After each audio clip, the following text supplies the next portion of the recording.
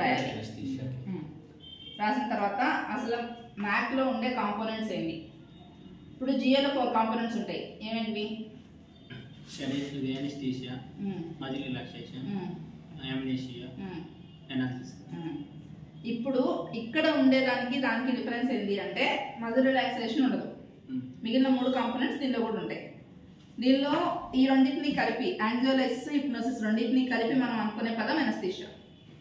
అంటే యాంగ్జియోలైసిస్ అంటే పేషెంట్ చాలా స్ట్రగుల్ తోటి భయంతో అలా వస్తారు కదా మనకి ఓటీ లోపలికి. అలా వచ్చేటప్పుడు ఆ యాంగ్జైటీని బ్రేక్ చేయడం కోసం యాంగ్జియోలైసిస్ అంటే యాంగ్జైటీని బ్రేక్ చేయడం. అలాగే హిప్నోసిస్ అంటే టు ఇండ్యూస్ స్లీప్, వాళ్ళకి నిద్రని మనం ఇండ్యూస్ చేస్తాం. ఈ 2 ఇంక్లూడ్ అండర్ కాంపోనెంట్ ఎనస్థీషియా అనే కాంపోనెంట్ కిందకి వస్తాయి.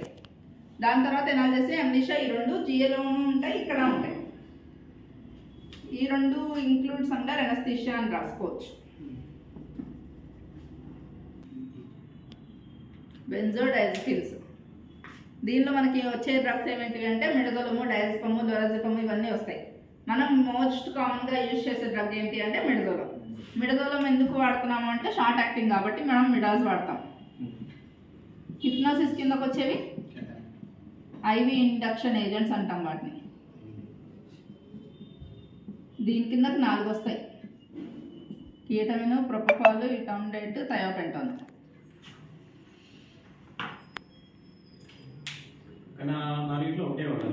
అలా ఏం లేదు, మనం ప్రాపర్ కూడా తయారు తీసుకుంటాం కదా,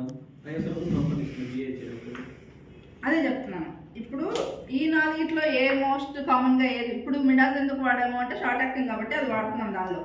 అదే ఇప్పుడు దీనిలో ఏం వాడతాము అంటే కీటమిన్, ప్రొపకాల్ కాంబినేషన్ వాడతారు చాలా మంది. లేకపోతే కొంతమంది కీటమిన్ యూజువల్లీ అందరికీ దొరికే డ్రగ్ అయితే కాదు, అది నార్కోటిక్ డ్రగ్. దానికి ఒక నార్కోటిక్ రిజిస్టర్ మెయింటైన్ చేయడము అదంతా సపరేట్ గా ఉంటుంది. అలా అంతా ఉంటే మాత్రమే ఒక పెస్టల్ సెంటర్లో యూజువల్లీ పిహెచ్సిలో వాటిలో కీటమిన్ దొరకదు. అలాంటి కేసెస్లో కూడా నువ్వు మ్యాక్ ఇవ్వాలి అంటే ఎలా ఇస్తావు అంటే ఓన్లీ ప్రొపకాల్తో మాత్రమే ఇస్తావు. నెక్స్ట్ డోసెస్ గురించి తర్వాత మాట్లాడుకుందాం.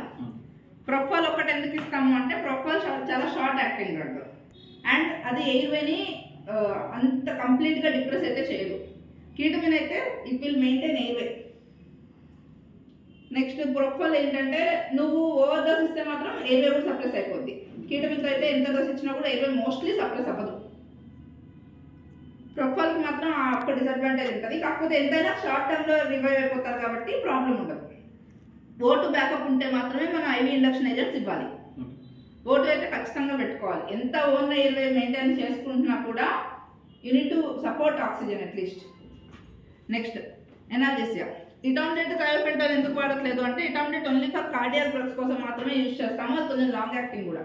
థయోపెంటాన్ యూజ్ చేసుకోవచ్చు, బట్ ఎయిర్వేస్ ప్లేసెస్ ఏవైతే ఉంటాయో అవి సప్రెస్ అయిపోతాయి థయోపెంటాన్ వల్ల, కాబట్టి అది యూజ్ చేయట్లేదు.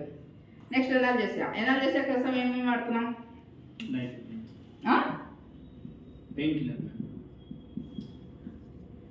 ఓపియాయిడ్స్ ఏమేమి వస్తాయి?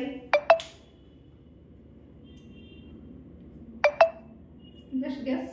మనం ఓటీలో రెగ్యులర్గా వాడే డ్రగ్స్. ఎందుకు ఎస్టిమేషన్ ముందు ట్రెమడాల్ ఇప్పిస్తాం? ఇప్పుడు ఇప్పించలేదా?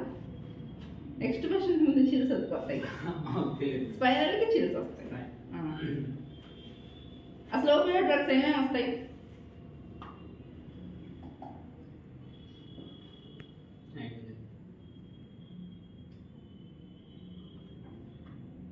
మార్ఫిన్ విన్నారా ఎప్పుడైనా? మార్ఫిన్ ఆర్థో కేసెస్కి, టీకేఆర్లకి, టీహెచ్ఆర్లకి best best best pain killer అంటే మార్ఫినే. సిఏబిజీ కేసెస్కి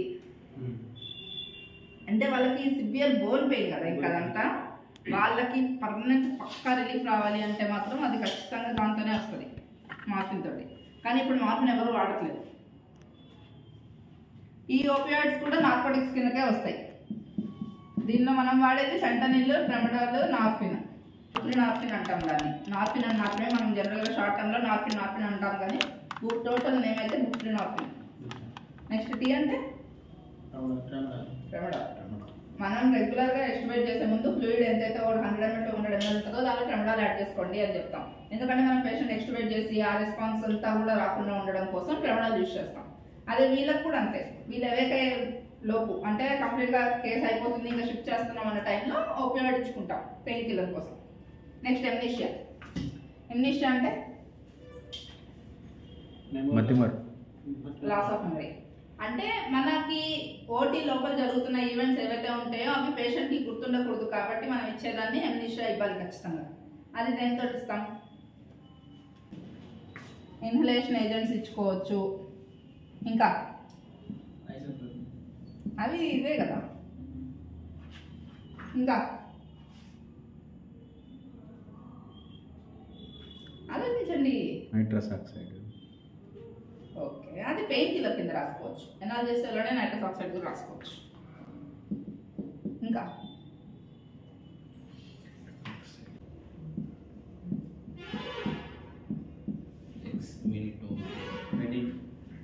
ఆల్ఫా 2 రిసెప్టార్స్ ఐడియా ఉంది. ఈ ఆల్ఫా రిసెప్టార్స్ అనేవి సింపాథెటిక్ రిసెప్టార్స్ ఉంటాయి.